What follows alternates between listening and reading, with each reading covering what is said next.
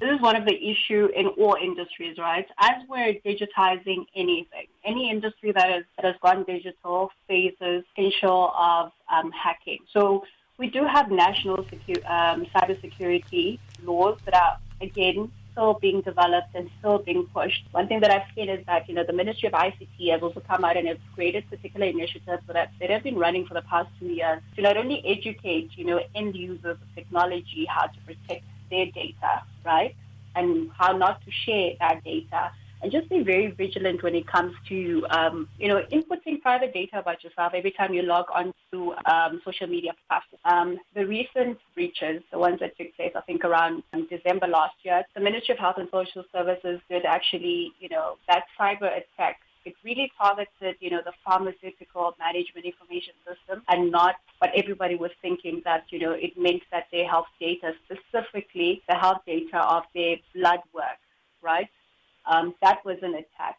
And the reason why that probably was an attack is because I think that particular system, which is actually a system by NRP, developed in collaboration with MedTech South Africa, actually has a cybersecurity, they've got really strong cybersecurity in place in that particular system. And that's why it wasn't hacked. Also, that particular system also sort of uses intranet. That means that a doctor is not able to have access to a patient's blood work unless they are, of course, in the clinic or in the hospital. So those are the tweaks that need to sort of be introduced. But I'm strongly on the opinion that as we digitize health information, we should make sure that that interconnectivity is not on the internet, but it's on the intranet, meaning the data is just protected and stays in the country. I think that is the way moving forward, especially considering the population of Namibia. We're a pretty small population, and I think that is something that can definitely be managed as we're introducing digital health and protecting health data. Can you share any real-life examples where digital tools have made a big difference for patients or hospitals? Yes, absolutely. So NIP's computer system or application that is currently being used by doctors, and this is, of course, created by MedTech South Africa. This one is actually excellent because as a doctor that works in a state hospital, I don't have to run down, to the ground floor. Let's say I'm on the 4th floor, I don't need to run all the way down to ground floor to go get my patient's medical results. I just log onto an app and then put in my patient's details, which is usually like a number that is assigned to them on admission. And that's how I would get access to my patient's blood work. So this is the current initiative that is in the hospital and all the doctors are actually using it. There's also one that allows us to have access to x-rays, for example. I don't have to run down to the x-ray department to have access to my patient's x-ray. But for the Namibian society, we do have patient care. Patient care is a telemedicine application, right? And I think I need to sort of just explain what that is. So if you have a friend, a family relative who's a doctor, a pharmacist, a nurse, you wake up one day, you're feeling sick, you have diarrhea, you feel just tired. Every time, the fact that you call, if you call that particular person that you know that's in healthcare, or text them or WhatsApp them saying that, I'm not feeling well, is there anything that you can prescribe me, or is there anything that you can do for me, or give me advice in terms of, what I can do, what I can go buy at a pharmacy myself if I don't have time to go to a clinic. That is you using telemedicine. So what patient care has done is that they basically developed an application. You log onto that application, you create an account, just like any other social media platform. The difference is, of course, it gives you access to medical doctors that are around the country. And the reality of it is they can't obviously treat everything via the application, right? For some particular conditions, you're going to have to go to a hospital or to your nearest clinic. So they do have a list of symptoms that you might be feeling, right? Let's say you have a stomachache or you have diarrhea or you've got a flu. Based on the symptoms that you select, that you feel that you're feeling, you can then set up an appointment with a doctor. And you can get on the call with the doctor, which is going to be a video call, or call if you don't have, if you're not able to make a video call, then it can just be a normal call. And then the doctor will then ask you a number of questions, and then they can prescribe you the medication. And they've also recently started integrating pharmacies as well, making the process really easy. After your doctor prescribes you some sort of medication, you can get sent to a pharmacy close to where you're living, and it's either you can go pick it up or they can deliver it to you. And within the application, they also have a built-in electronic health record.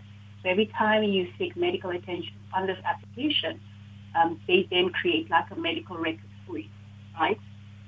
Which also just really adds on to your existing medical record. If you use public healthcare services, that means it's something that you can also just use, present to your doctor apart from your yellow or green health passport. And then there's, of course, the other one, which is the Ukulele application, which is now developed by the emergency doctor who's a specialist. This one also just allows you to sort of like take pictures of your existing health passport book, because it's written in pen and it's a paper, and anything can happen to it. Tea or coffee can spill on it. You can lose it. So her application allows you to sort of take just pictures of your health passport, and then you can have that data on that app. And it's definitely going to be used by doctors if you do visit health facilities. And even your x-rays, you can upload them, as well as your blood results. The difference is that this particular app allows the patient to put the information in there. Right? You can just type it in or take a picture. Whereas with patient care, it's an inbuilt system where the doctors are the ones that are, updating your health information and not the patient. Patient is just kind of like given access to that health information. There's also another application that is also similar, which is also by another medical doctor who's also a specialist in public health. It's called the Dr. McHugh. His doesn't really have a downloadable application, but you can go to the website, on his website, and you can there then consult a medical doctor. But he mostly focuses on providing healthcare to people that work very far away from, clinics and hospitals. Particularly, he's catering for mines, because, mines are like in the middle of nowhere, as well as guest lodges. Actually, that's what his target market is. So it's really pretty interesting. The future is very exciting to just see, these telemedicine or tele-app applications that are coming out and rolling out as time goes by. I've also had the privilege of seeing other innovations last year at the ICT Summit by the Ministry of ICT. That was also really exciting.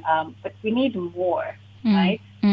If you look at the landscape of digital health across the continent, so many people are doing amazing things within that sector. And it will be really great to see Namibians also just, pushing and innovating and, just sort of like challenging the status quo. And what does the future look like for digital healthcare in Namibia? Any big plans or goals you can share? They are definitely working towards policies and law. And this is going to be very interesting to actually see, because I actually currently serve as part of the Youth in Digital Health Network. That is, of course, an initiative that is created by Africa CDC. This is really just a strategic initiative which is aimed at sort of empowering young people across the continent when it comes to digital health. So it will be interesting to see how the country is going to integrate the Africa CDC digital health policies as well as WHO digital health policies in building our own digital health policies. And the e-health strategy, which is, expiring at the end of this year. I want to see what exactly is going to happen with that one, because I do know that they've been talking about, GIS